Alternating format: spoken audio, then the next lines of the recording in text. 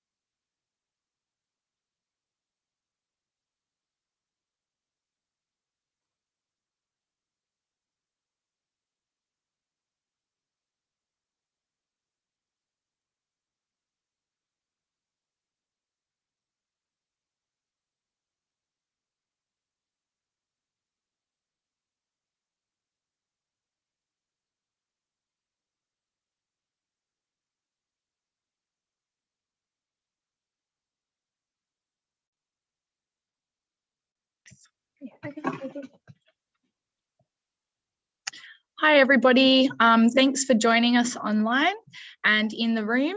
Thanks for joining us to those who have joined us before and also to anyone who's new. If you haven't come to one of these events before, we do them once a term typically, except for when we have symposiums. So we'll have another one of these next term. This session is brought to you by SHQ and they're going to talk to you about periods and all things period. So I'm going to hand over to Bronwyn now and we'll get started. Thank you, Hannah. So just before we get started, thank you all for hopping online to meet us. SHQ just wants to acknowledge the traditional custodians of country throughout Australia and their continuing connection to land, water and community. We pay our respects to them, their culture and to elders both past, present and emerging. So today it's going to be Alana and I presenting to you, talking about all things periods. Hope you can see us okay. We've got kind of a bird's eye view and then a close-up if we need to for a few of the activities. So we're SHQ, we're located in Northbridge. That's our building. Can you hear me? Can we all hear, that okay?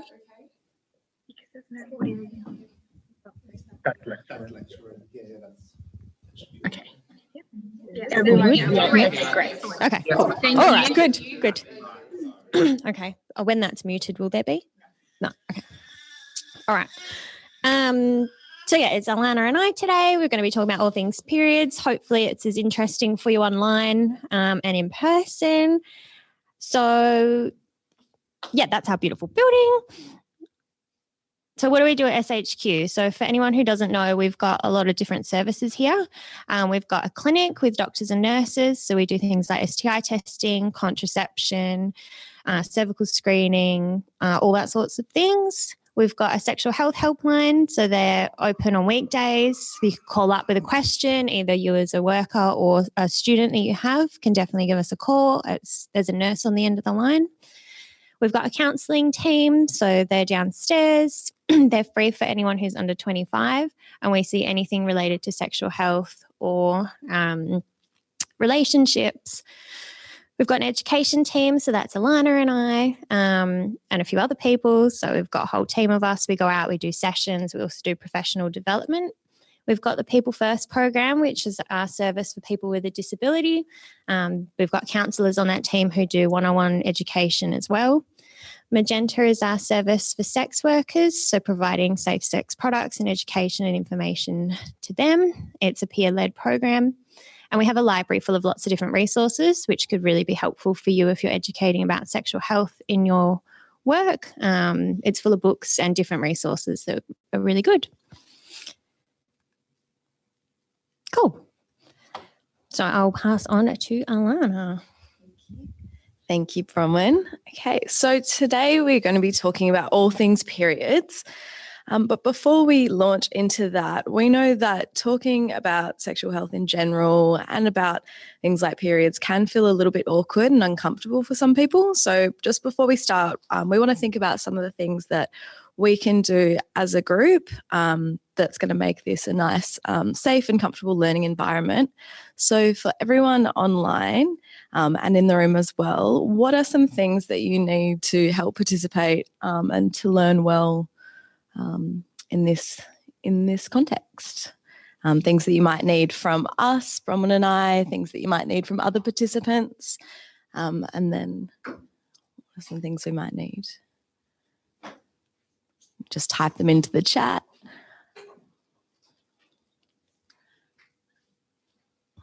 So,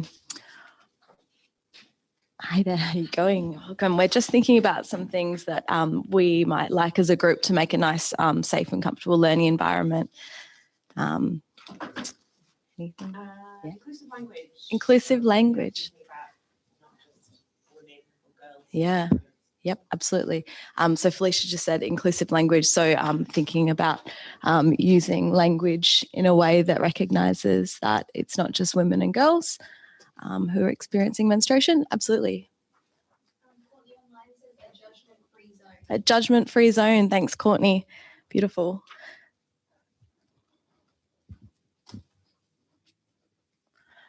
Awesome. Yep. Letting everyone talk and practicing some active listening. Yeah, exactly. So we'll try our hardest to really make sure that we're monitoring the chat here. So for all of you online, your voices are just as heard. Yeah, being able to, yeah, absolutely. Being able to laugh and have fun appropriately when learning. Exactly. Definitely. Sometimes in sexual health, it is awkward and it is funny. And we're here to have fun in the process. Beautiful. Anything else we might, I guess things, admin in terms of muting, I can see everyone's already got their microphones on mute, which is beautiful. Everyone knows your Zoom etiquette. Anything else you might need from us? I guess, like we said, we're going to try and make this as interactive as possible for everyone, especially the people online, and incorporate it so it feels like we're all together as one. But as with anything in sexual health, we like to say that you always have the right to pass. So if there's any of the activities that you don't want to get involved in, that's totally your call and your right. Beautiful. All good. All right, now thinking about what we're talking about today and why you came here, we just want you to think about one reason of what you want to get out of the session today. So why did you come here? What do you want to leave with? And this will just help us to make sure we cover everything that you came here for.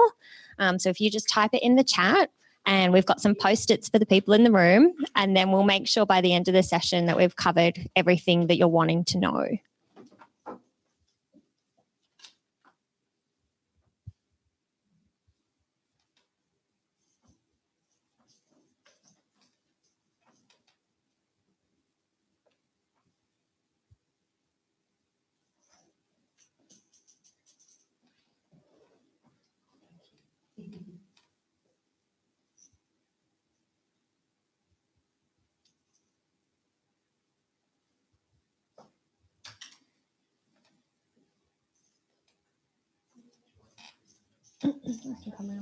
Yeah, we'll write them on the whiteboard. Yeah, true.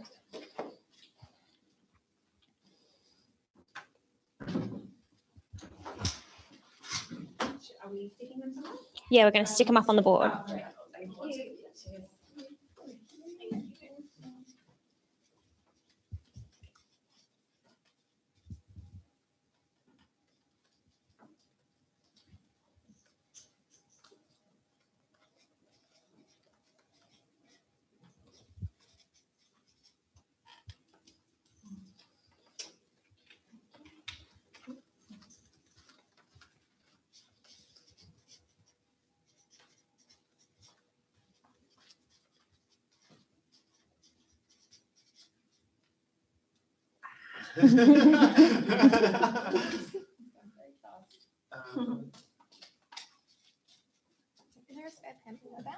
Yeah, do you want me? Shall we write some as well? Thank you.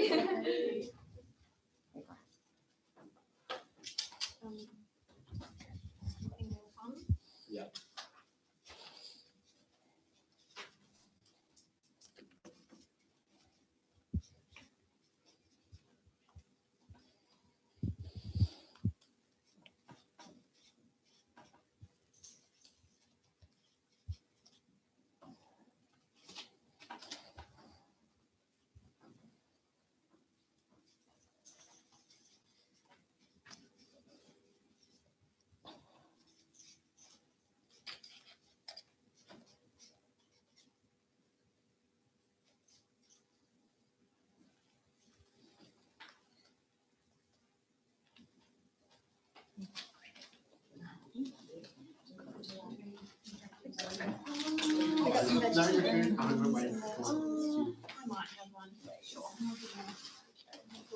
Thank you.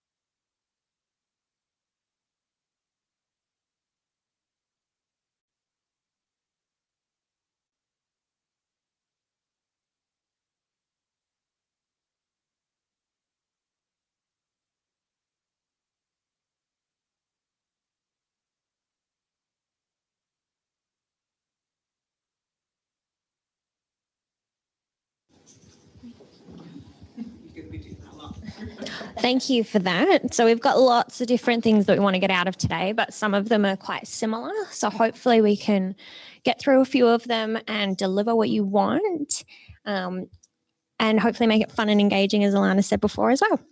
So back to you. Beautiful.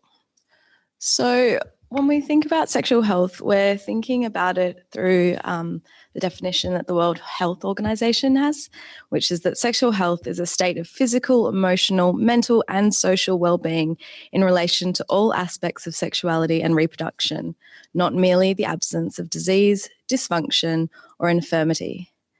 So sexual health requires a positive and respectful approach to sexuality and sexual relationships, as well as the possibility of having pleasurable and safe sexual experiences, free of coercion, discrimination, and violence. So I think that line about pleasure and that idea is that's something that we can often forget when we are thinking about sexual health. And so we like to really centre it in that definition.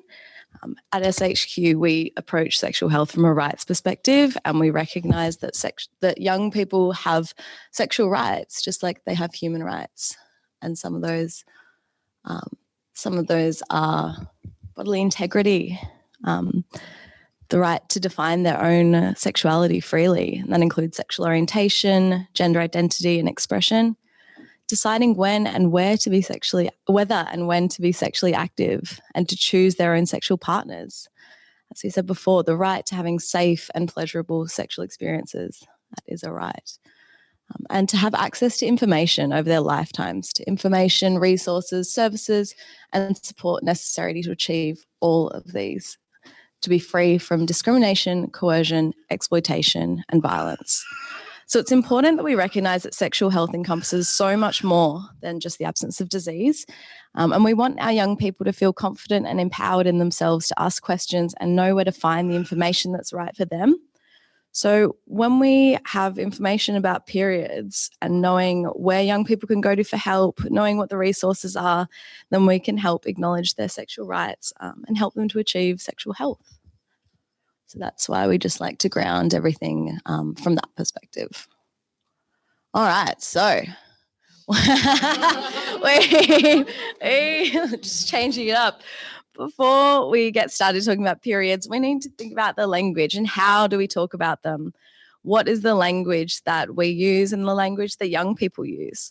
So one of the difficulties working in sexual health is that lots of people can often feel uncomfortable using sexual language, especially with people that they don't know, and in groups, especially mixed groups, and that's something that we find with young people. So what we're going to do to start off is we're going to talk about the different words that people use for periods and for sexual parts of the body. So what we might do is... Yes, male and female bodies. Yep. So we are grabbing a couple of pieces of butch paper. Do you know how to do breakout room? Yeah. Okay, beautiful.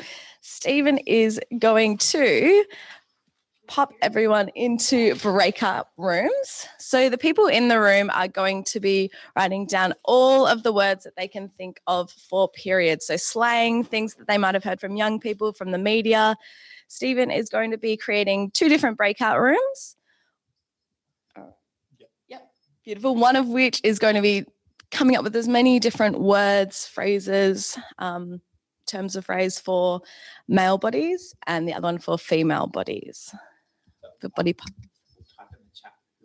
Okay, beautiful. Yep, Stephen's going to let you know by typing in the chat which topic you have. Beautiful. All right, we'll do that for a few minutes. Thanks, Stephen. Cool.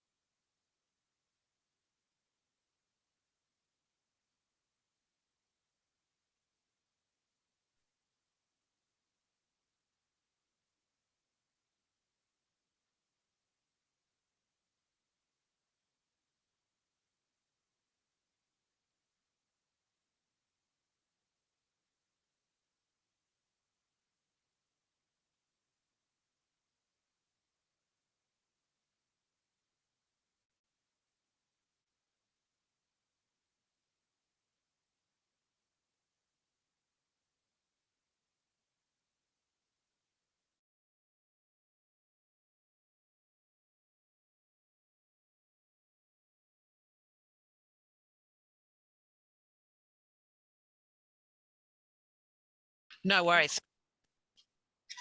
You got it all?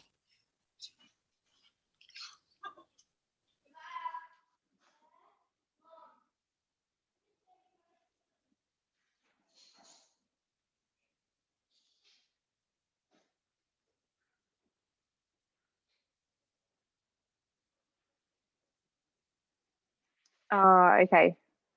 Other words for female body parts.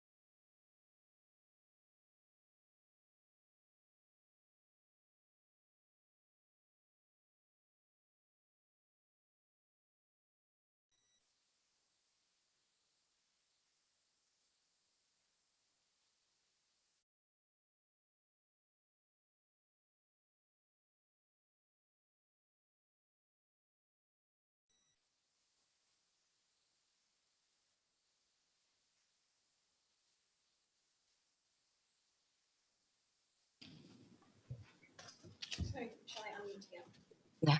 Oh, okay. I'm muted now. Okay, can everyone hear me okay now? Yes. Echoing now. We've unmuted me. Is the echoing tolerable? It's just other people need. Okay, beautiful. So if everyone else has got their mics turned off now. Okay, I'm just going to power ahead. Oh, much better. Good now. Okay. All right. Beautiful. Yay. Hooray. Okay, we'll power ahead then. So what I was just saying is that the reason that we like to do this activity is to just get some of the language out there that that other people might use, and to recognize that people have different languages, different phrases that they feel comfortable with, and that's totally fine. It doesn't mean that we need to use language that we're not comfortable with, but just acknowledging that we need to meet people where they're at. When we're working with young people, however, it is important that we do use the anatomically correct words and phrases. So saying things like, joined the Red Cross, or Kitty's got a nosebleed. The issue with mirroring back some of these euphemisms that we might hear around periods is that it adds to that confusion and that stigma around periods, and that sense that it's something shameful or embarrassing or even dirty and gross, when we know that it's not. So it's important that we model appropriate language for our young people and our students. So, saying menstruating or getting a period, using penis, vagina, vulva when we're talking about bodies, so that young people know what we are talking about. Beautiful. All right, thanks for hanging in with us. Bronwyn's going to jump over to the computer now.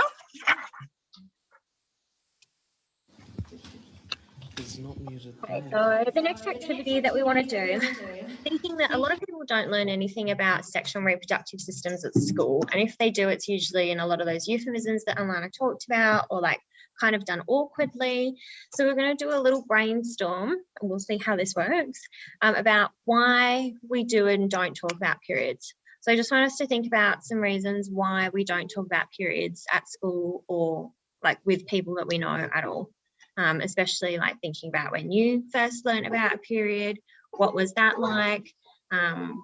What language did people use? So why don't we talk about periods? So you can just type it in the chat. Yeah, we can just chat. We're just going to do why we don't at the moment. Oh, we don't. So it's seen as a taboo. Yep, definitely. Can be awkward. Yep.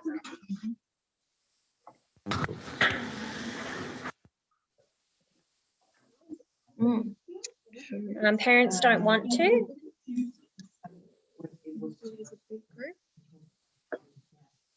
Yeah.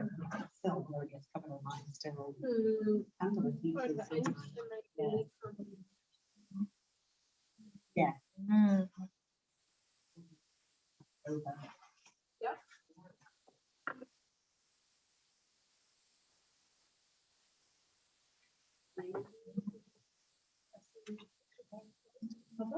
Yeah. And is it just at all, or is it in school context? Yeah. Both. Yeah. I think maybe some people as well think that it's because it's expected that young people are not ready for it. Or, yeah.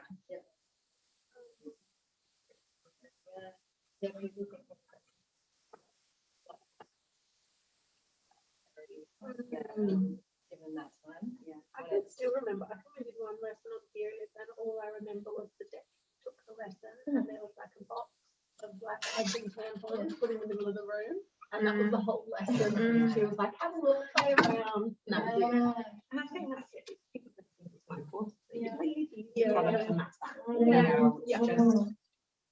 Just crack on. But no attention paid to any of the kind of social, emotional, or bigger picture, you know, whole menstrual cycle and why it's actually important. Yeah.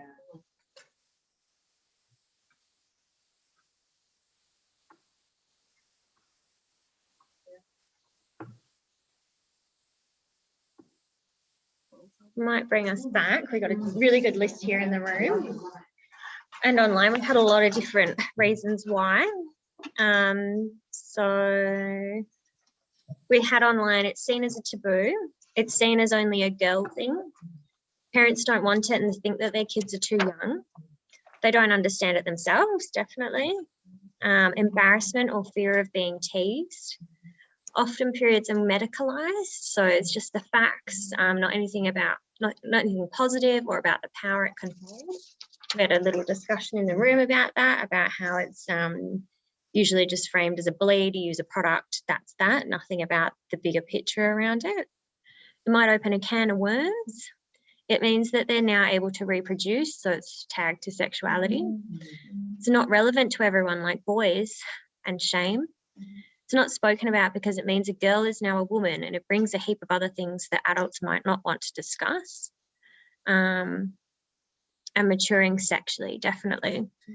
Anything extras in here? Had some similar things in the room, but other points that were raised were that there's curriculum gaps and can be glossed over. People thinking that there's more pressing topics to cover.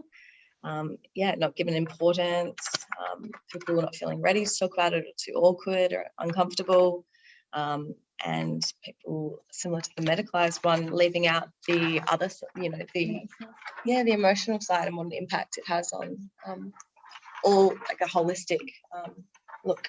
Yeah.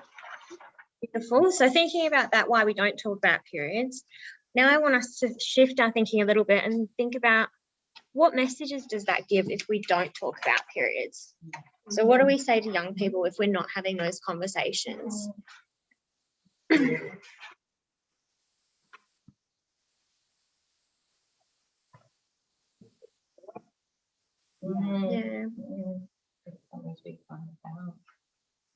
Just the shame that's attached. Yeah, we just had that online too, something to be ashamed of, and that it's shameful.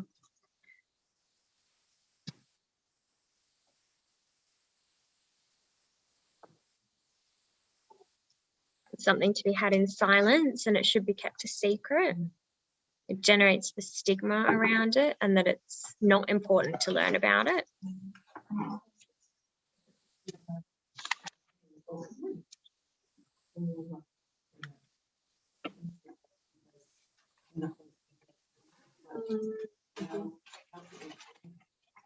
Any discussion about what could some problems be in the period, what common issues people might have.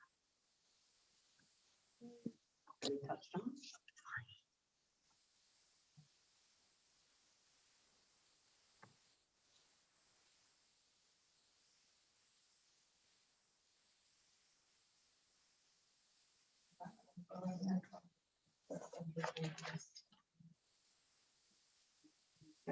Don't think that it's anything, even I'm just that it's like women's business.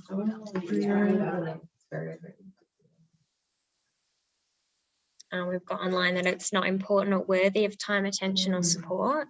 It leaves young women to figure it out on their own when it first happens and there's no support. That we should suffer on their own, not complain and be difficult, which ties into what we were talking about in the room. That's framed as a 28-day cycle, and there's no talk about pain, like if you're in really bad pain or like anything that you can do with that. And it says that it's not important, the fact that the body is so clearly different and it works on a cyclical rhythm, and that's just ignored. And it's natural, so you don't need to learn anything, it just happens.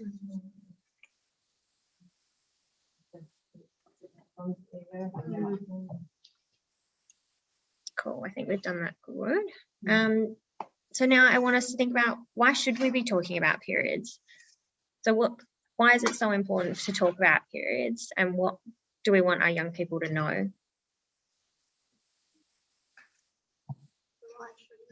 Yeah.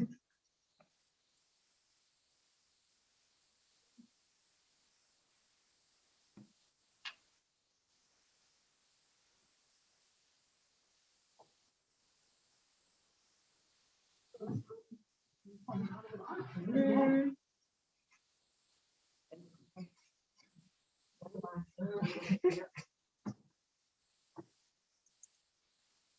a marker of your health. You know, you can lose a lot of weight, gain a lot of weight, you know, periods are affected.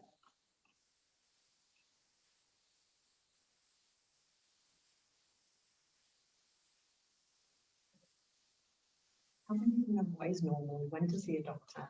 What's, you know, there's obviously a range of normal, what falls outside those boundaries, and that there is help and support. I think also we hear a lot of people who don't take it seriously when they have pain. Oh, that's normal, it's okay. And not until people probably go to start trying to have babies and things, they find out, oh, you've got endometriosis, Yeah. or, you know. What's it like, 7 years or something, average for someone to be diagnosed, yeah.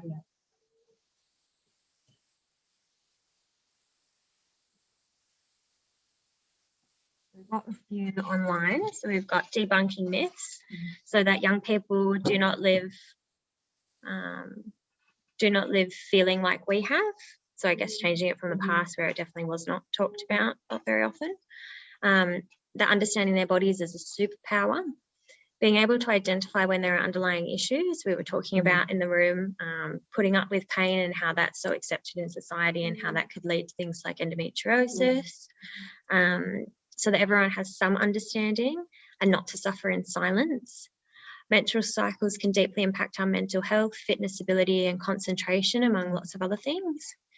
To help young people feel validated when they're emotional or in pain, normalising the not so pleasant elements, understanding how to harness your cycle and work with it rather than dread your period or feel confused with all the changing hormones and not understanding your body, definitely. And to empower them when seeking medical help, being able to choose contraception and to communicate well with partners. Absolutely. So I think we all know like what the importance is and why we do and don't talk about periods. And it's important that we are having these conversations because periods affect a significant portion of the population and they're really normal body function. So helping and talking to young people about it can really empower them to make choices that are good for them and their body. And of course, understand where their health's at and making choices that are right for them. I would also add that a lot of young people don't know about the different products available. And I've done research to show that lots of adolescent girls avoid exercise and things like swimming because they're embarrassed. So you know that's then affecting other aspects of their physical health because they just can't exercise or are embarrassed to exercise. Yeah, definitely. So it causes life changes for people in a way, or limits what they feel like they're capable of doing. 100%. And we know that talking about periods can feel really uncomfortable because, as we spoke about before, some people never got spoken to about having a period, or if they did, it was like really taboo and really shameful. So how would we ever know what that conversation looks like to go on and talk to other people about periods now? But that's why we're here today, to try and support you to have those skills, to feel a bit more confident in yourself doing them. And when we're talking about periods today, in our group agreement, we raise using inclusive language. So we're recognising that not all people who have periods are women, and also not all women have periods. So it's important that we talk about periods to all students. And when we are talking, we use that inclusive language. So for someone who gets a period and not say women or girls, and just try our best to do that. We also know that periods are starting really early now, or earlier than they used to. So usually a period can start around the age of 8 years old, we know now. And it can start anywhere from when puberty is happening, so from 8 until 16, 17, or maybe even later than that. It's different for every single person, but that just shows how early we need to start having these conversations, because if someone might get their period at 8 years old, it's really important that we've had that conversation before so they're not scared or unsure of what's happening in their body. Okay, right. So now I'm going to go through how we would talk about bodies with young people. When we start talking about periods, we usually go through the female body. And when I'm talking about a female body, I'm talking about the sex characteristics. I'm not assuming a person's gender from using the word female. I'm just talking about the body. And this is a way that we always try to start when we're talking about periods with young people so they understand what the body is like, which can then lead into what's a menstrual cycle and then what products we can use. So I'm going to do that today with you so you can kind of hear the language that I use and how I present this in a group with young people. It might be a little bit hard on the camera, so I'm going to try my best. And I'll using. Is this camera on? No.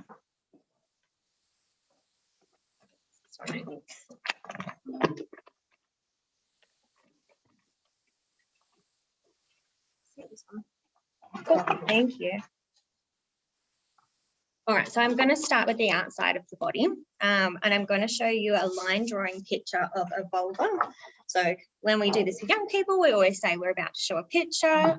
We've already done our group agreement earlier and said, you know, if you need to pass, if you need to take a step out, if this is uncomfortable for you, let us know. So I'm going to show you a line drawing now of a vulva of the legs spread. Right here. So fast in the room. So this here is the vulva. So a lot of people use the term vagina for everything down there, but we actually know the word for this is vulva. The vagina is the passageway from the outside of the body to the inside of the body. So the vulva here has outer lips and inner lips, and there are two holes. So this here is the opening to the vagina and the opening to the urethra where the wee comes out. You can also see here the clitoris and the clitoral hood. The clitoral hood is just a little piece of skin that is usually over or a little bit back from the clitoris.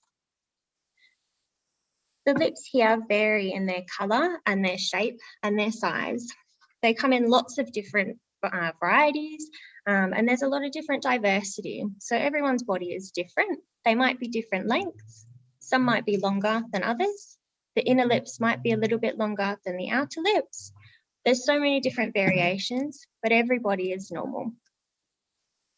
They also might be different colours. We have the clitoris at the top here. This is just the outside part of the clitoris. This is the part of the body that is purely for pleasure. It's quite small on the outside, but inside it can be up to 8 centimetres long. I've actually got a clitoris with me, so a little model. It's in that bag, Stephen. Yeah, I think so. That one or the other one should just be in the top.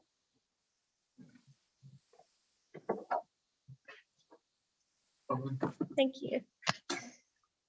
So this here is the clitoris. So this is actual size of how it would be in a body.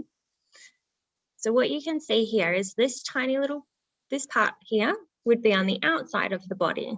So that's what you could feel. The rest of this is on the inside of the body.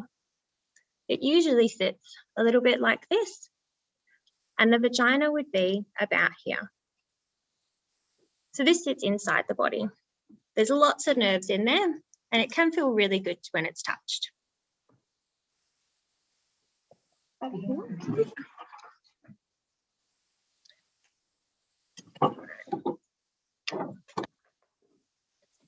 So a lot of young people, when we do this, never realise that there were 2 holes down there, and that's okay.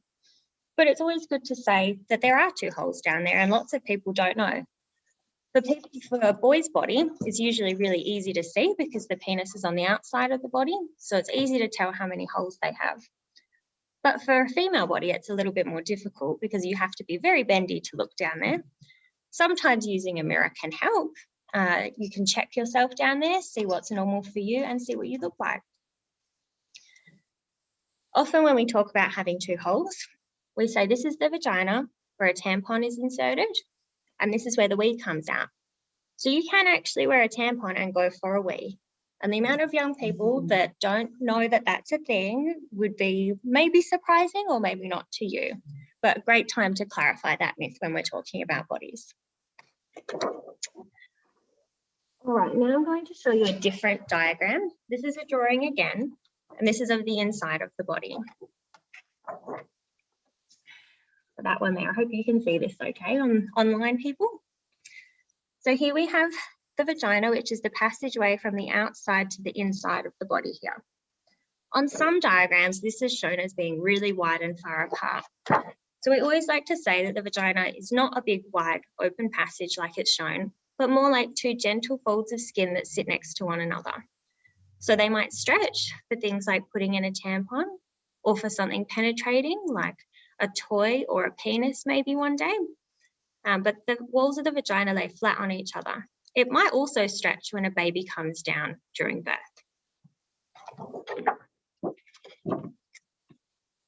In the vagina too, sometimes you'll hear people talking about the hymen.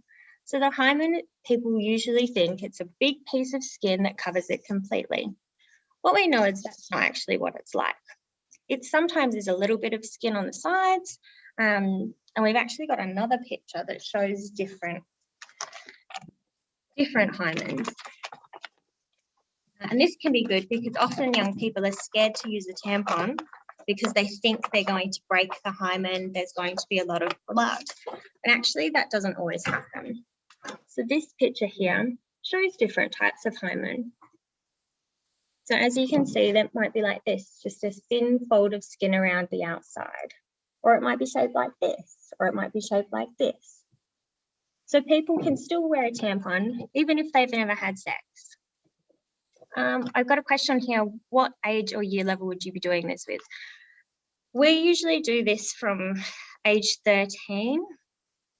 I've done it with girls as young as 12 sometimes. It just depends on the group that you're working with and how appropriate you feel that it would be.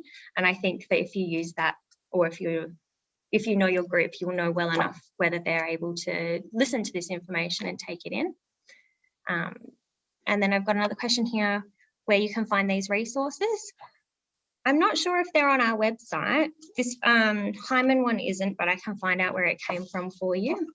And the other body pictures come from another resource, so I can find that and let RSC girls know. The clitoris model we do that Bronwyn held up just earlier, we now have for sale on our online shop, which is really exciting. So there, yeah, link in the chat. Yep, we can do that. I'll continue this and then we'll find a link for the clitoris for you.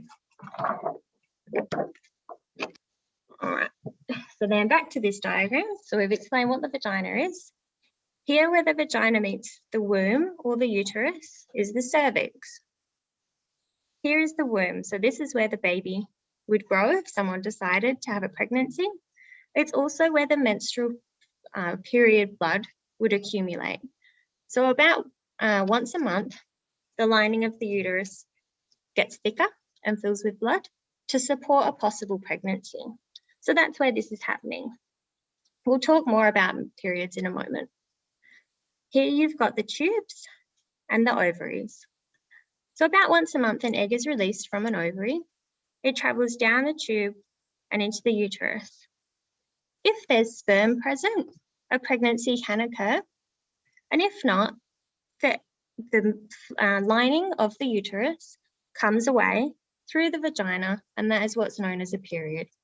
So if there is no pregnancy, that thick lining is no longer needed to support a pregnancy, and it comes away.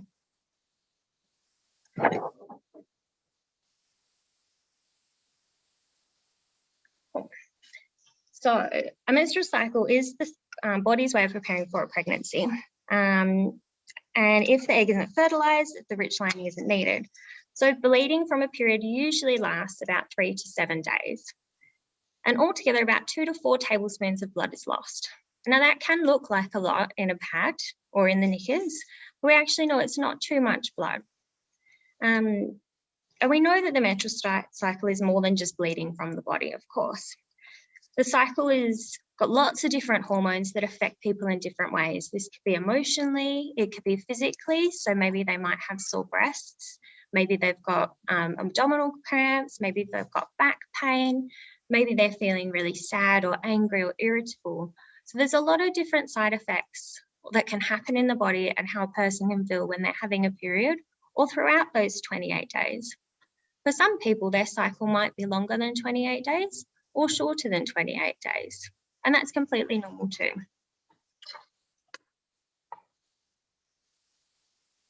Sometimes these symptoms associated with a period are called PMS. So things about feeling anxious or irritable, difficulty sleeping, headaches, nausea, fatigue. And they don't always just happen when someone has their period, but can happen at any time throughout this cycle. And there are lots of different things. People experience periods differently.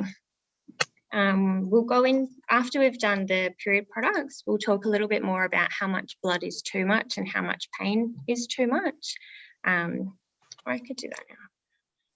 So if someone, the rule of thumb that we sort of go by is that if someone is changing their pad or tampon every hour or throughout the night, so getting up and changing it, might be indicators that their flow is quite heavy. And we always say to the young people that we work with, if your pain is so much that it's preventing you from doing things in your everyday life, like going out, going to school, or participating in normal things you do, like sport or seeing friends, then we really encourage them to talk to someone about it, because there's this culture in society that pain with periods is acceptable and it's fine for everyone. But we want to change that, because people shouldn't be having so much pain or so much bleeding that they can't do their normal everyday activities in life. Okay, so that was how we would do bodies in a friendly, inclusive, hopefully simple way. Now we can talk about period products. So after I would have done that with the girls and talked about where a tampon goes, we'd get them out. So usually we say, what are some of the things that someone can use when they have their period?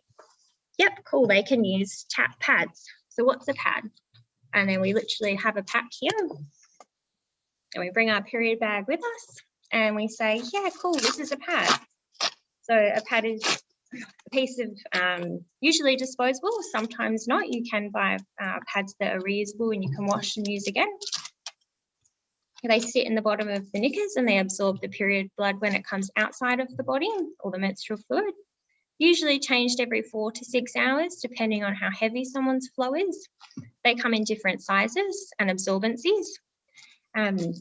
So yeah, we say that all the time.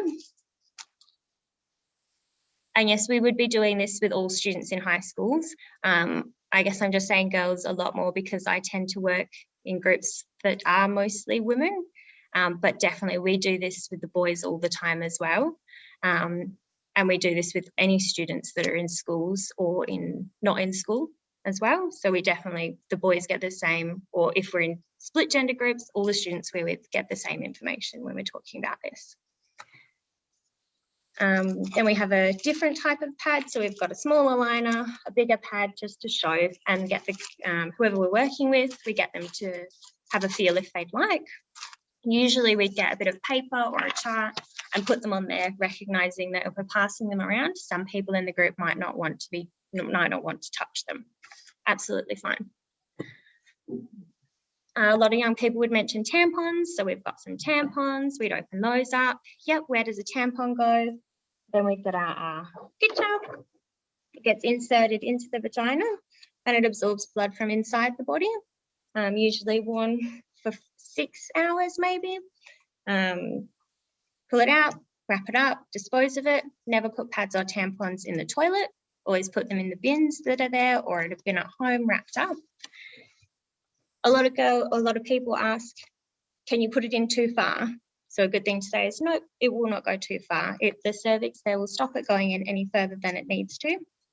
There are also tampons with applicators for people that don't like to put them in with their finger. So they just put the applicator inside, push, and the tampon comes out and is left inside the body.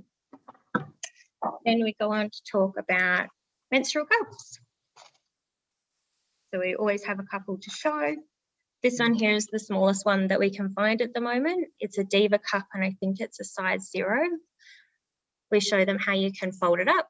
So it's inserted into the vagina, very similar to how a tampon is. It pops open when it's inside and it can stay there between 8 to 12 hours. A question we get a lot of the time is, does it fill up with blood? Like, can it overflow? And we say, no, usually you won't be bleeding. That much blood won't come out in that amount of time. If it is, then definitely speak to someone about it. But yeah, they should not overflow. When you remove them, rinse them out, and then you can use them again. Once you've finished a period, you boil them in hot water, and then they're ready to use next time. So if you want to have a look. And then we also have period underwear. So there are a few different brands of period underwear. The ones that we've got here today are both Bonds ones. There's another brand called Modibody. They come in different colours, shapes, sizes, and absorbencies. They've got, you can't really see too well online, but different layers of fabric, and they absorb and keep dry. We always say it's good to maybe get a couple of pairs of these so you can wear one, wash one, have one with you as a spare if you need to. They're actually, a lot of the people we've been talking to are really interested in them. And we say, you know, it's a bit of trying, seeing what works for you. Maybe try one with a medium flow first. There's nighttime ones that have the coverage right up the back. So just trying to see what works best for the people that you're talking to or working with. Quite a friendly option that's a bit different to pads, and a more eco-friendly version too. And then we just take questions after that. It's actually really good how many questions and how comfortable they feel to ask things with you as well. Once you just start having that conversation, the questions will just flow, and then you just take it in the direction that it's going in. So yeah, that's period products. Cool. Anyone, before we kind of move on from that, did anyone have any questions on any of the things that Bronwyn just went through, or no? Beautiful. Okay, well, as Felicia pointed out in the room when we were talking before, we know that the reality is that access to period products and access to information around period products isn't a universal experience.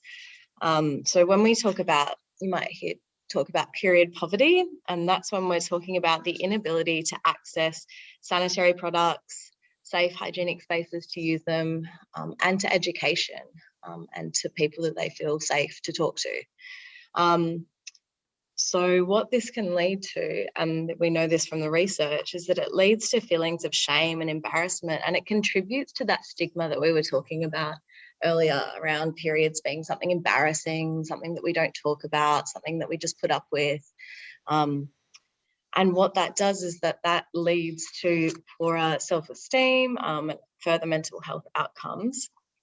And period poverty isn't just something that is affecting people in other countries, but right here in Australia, as we discussed in the room, affects everyone who bleeds, because unfortunately there is this continued lack of knowledge around where can I access period products if I can't afford them, or, you know, how do I use them, who do I talk to? So in 2019 there was a national study that found that more than a third of young women and people who bleed said that they missed at least one class, whether that's at school or at university, in the past 3 months that study occurred. And that was due to things associated with their menstruation, so pain or fatigue. So that thought process of, well, I'm bleeding, I can't manage my life, I can't participate in life, like we were talking about before. We know that another reason that people who bleed will miss school or you know, lack the support to participate in life and classes is due to a number of different barriers that occur. So there was a really lovely report that actually just came out this year. Oh, we have someone winning, beautiful. There's been a growing interest and a desire to end period poverty in Australia. So there's been a number of studies that have come out in the past couple of years, and one of them was this report that came out of South Australia this year. And that looked at the experiences of nearly 3,000 young people between the ages of 7 and 22, and looked at the experiences that they had to do with menstruation, their overall well-being, their participation in life, and their school attendance. And in this report, young people and students discussed having a lack of information So they didn't know where to get period supplies from at school. They didn't know that their schools maybe offered them for free. They didn't know that their teachers had some under the desk. They didn't know, how to access those products. They didn't feel like they could talk about their periods with their teachers, so they didn't feel like they had support from adults in their life to talk about how to help them with products. They didn't have access to pain relief, so to heat packs or to Panadol, and they didn't have appropriate facilities in their school. So a lot of the students discuss the fact that maybe at their school there's only one toilet that has a sanitary bin in it. So if they go into that toilet, everyone in their years, everyone that's in the bathroom is going to know that they've got their period, and it again just perpetuates this this feeling of shame and embarrassment when it just needs to be normalized. And so we know that 1 in 4, again from this study, that 1 in 4 young people experience difficulty getting period products. So it is a reality for a lot of our students and the young people that we're working with. So as I said, there is a real movement to address ending period poverty here in Australia, because everyone has the right to manage their period in a way that is dignified and comfortable and safe. But it's difficult if they don't have the ability to talk about it or to ask for help. So some of you might be aware of Share the Dignity. That's an Australian organisation, and that partners with charities across the country to help bring period products to all women, girls, and people who bleed, and that includes vulnerable people. So we've got some pictures in the top right corner that's you might have seen bins in places like Woolworths or in schools. People collect period products to then by donation to then get out to people across the country. There's also over East, there's been programs that have been rolled out and trialled recently around providing free products in schools, which is awesome. So Victorian schools were actually recently became the first in Australia to start giving students free pads and tampons because, as the Premier Daniel Andrews said, having your period shouldn't be a barrier to getting the same education as anyone else. So what that does is not only making sure that people have those products, but addressing some of that stigma around periods and normalising it. So there are things being done, but it's good to just note that that might be a reality for some of your young ones. So when we are, again, thinking about how to help support our students through their periods, there are many different apps out there on phones that people can use to manage their periods. So in terms of tracking when they can predict the next one might be coming, and to help look out for, as we said, some of those signs that maybe things aren't right or aren't normal or should be a cue to go seek medical assistance. So up here, we've got some of the most popular apps that are being used at the moment. So I guess the most popular at the moment is Clue, purely because it's quite a baseline, easy one to start off with.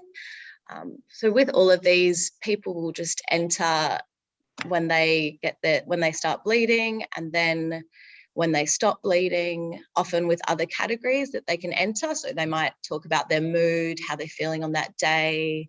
They might talk about the level of bleeding, if it's heavy or if it's more light. And as people enter their data more often, then these apps help you to predict what might be coming, and to help you, like we said, how many of us have gone to the doctor and they've said, when have you had your last period? And you're staring at them blankly, you've got no idea. So it's about empowering young people to take ownership of their bodies and their health and to know what's going on. So Clue is quite an easy one to use. It's very simple, but you can talk about all different categories. So talk about your pain, talk about your mood, your sleep, your discharge, physical, mental symptoms, and it will actually help kind of make suggestions about when things might be problematic or when it's cause to go see a doctor. And there's flow, that's kind of your like level up, so to speak. It has a lot more in-depth options for people, and it also provides some health advice and information. So, for example, how to manage your menstrual pain, how to manage heavy bleeding, like diet and exercise ideas. Then we have Ovia. That one is particularly good for young people or people with irregular cycles. So it uses a really unique algorithm. So the more you enter, it can be really clever with predicting.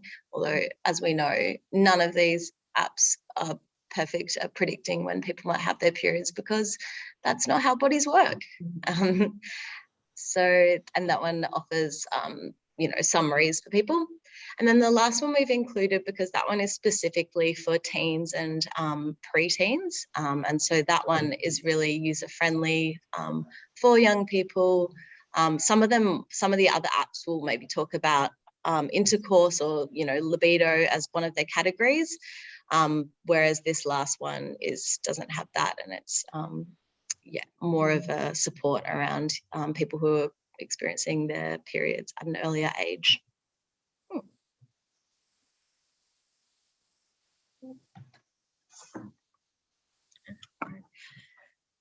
Okay, so just thinking of now some tips of what you can do when you're talking about periods with young people, or just thinking about people who might have periods.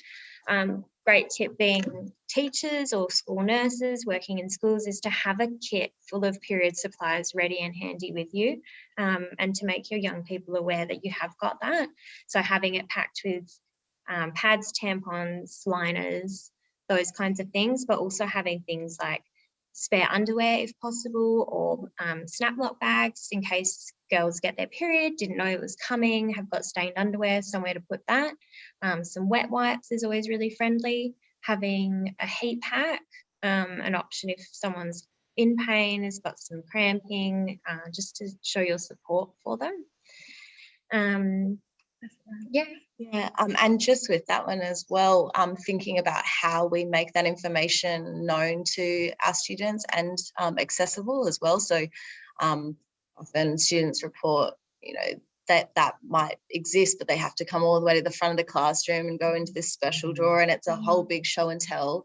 Just trying to make that as safe of an experience as possible and comfortable for people who might be hesitant to approach you.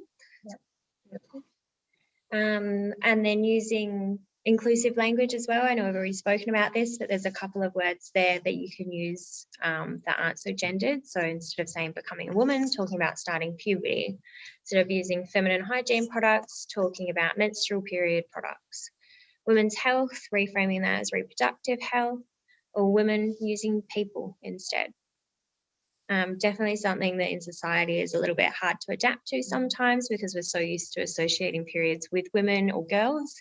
So it will take a little while, but practice makes perfect, and you just have to do your best to do that, to be inclusive and recognise that not all people who get periods are women. Another top tip as well is calling out derogatory or discriminatory comments that some people make about periods, normalising them when people say things that put other people down or try and embarrass them about having a period, just showing that you don't stand by that and that you will address it, so that people who do have periods feel safe in your environment and comfortable with you, is another tip to think of as well.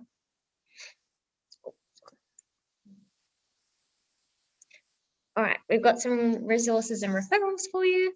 So Scarletine is a website that talks about sexual education. It's really friendly for young people. They've got lots of different articles on there about a variety of topics, including periods, how to talk about periods, what periods are.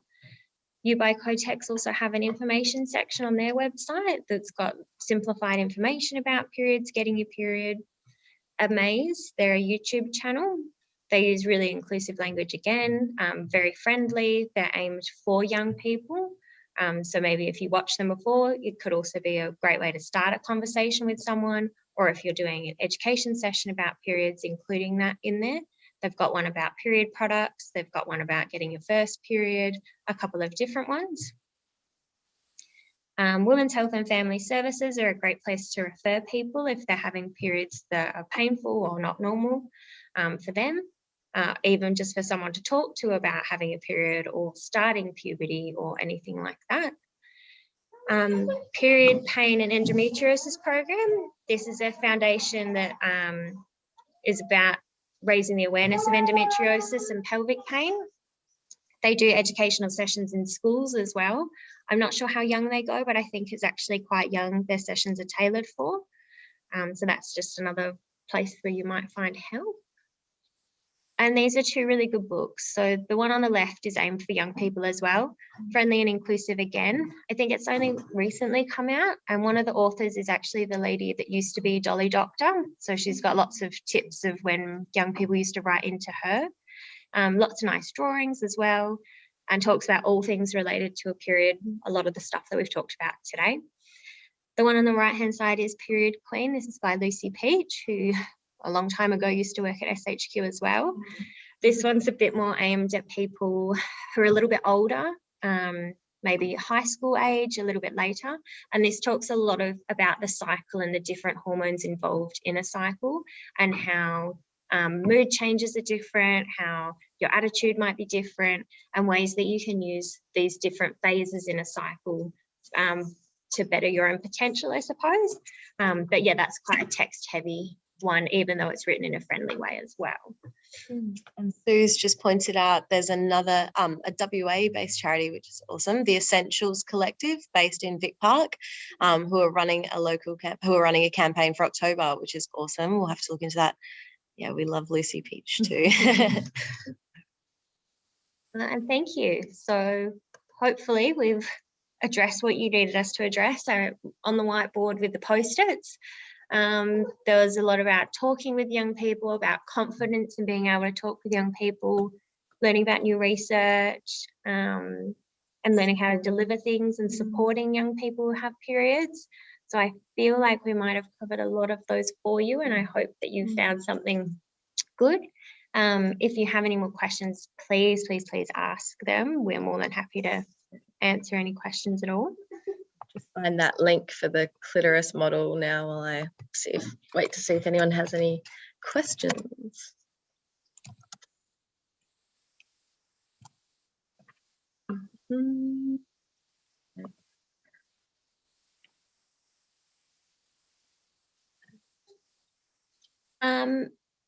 Okay, so the question online was, have you had any issues teaching this in cold communities? We just finished running a program with a cold community at Assets, and there were no issues. I cannot name an issue. We did it with both the boys group and the girls group that we ran, and we literally just did what I did with you today. The only thing, nothing came of it. It was just, this is a part of your body. This is what bodies go through. We did have a conversation about tampons and if it's religiously okay to use a tampon, to which a couple of the young women came back a few weeks later and said, I found nothing in religion that said it wasn't okay, and I've started to use them. So yeah, haven't had any issues so far in my experience of this. I can speak to that as well, because I teach cold students, and they're generally very receptive to it. Yeah. Quite hesitant at first. Yeah. Yeah. I think They appreciate the information. I think that stuff that we spoke about setting up a comfortable learning space and, giving people the right to leave and walk out and, get a drink, and using, anatomically correct language, like, sets it up for normal.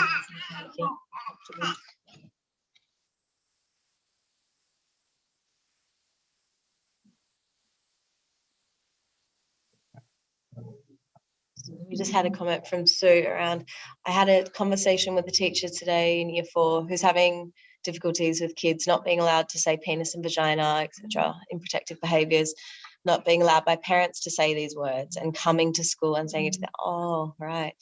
I see. Coming to school and saying it to the teacher. So getting in trouble with the parents at home, it sounds like. That's not great. Yeah, that is hard. It's hard when you're trying to model. I think all that we can do is do our best. do our best and Sounds like perhaps a parent workshop Mm. needed. Yeah. parent workshop. Get them on board, explain Yeah. why it's Mm. Mm, What the purpose is behind that. Yeah. Absolutely. That's a good idea. Yeah. Beautiful. All right. Well, thank you, everyone. Thank you very much. And thanks, RSC. Yeah, Bringing it's us great. together. Cool. Great. Beautiful. Yes. Okay. Thank you. We'll see you next time. Hopefully. Bye. Bye. Bye. Oh, hold on. Hold on. What? We'll send out the post about. Thank you. You will get a post-evaluation survey and an email this week. Awesome. Thanks very much. You guys are cool. Great. Handling the traffic. Make sure you eat some. Your mum.